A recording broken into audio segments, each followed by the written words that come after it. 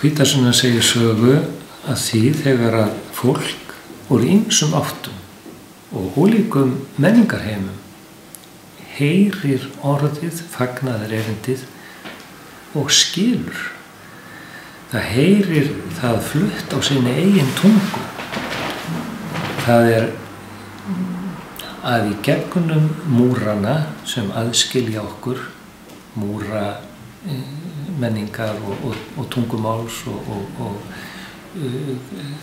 þá berst orðið í gegn og snertir hjörtu fólksins og vekur til trúar.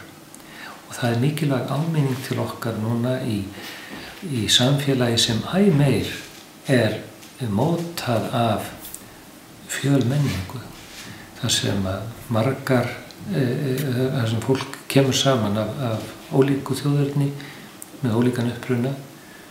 Hvernig nær hið góða orð í gegn?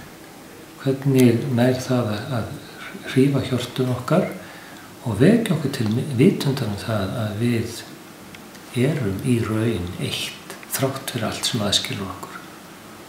Við erum öll Guðs börn og við systkin, börn hins eina sama föður.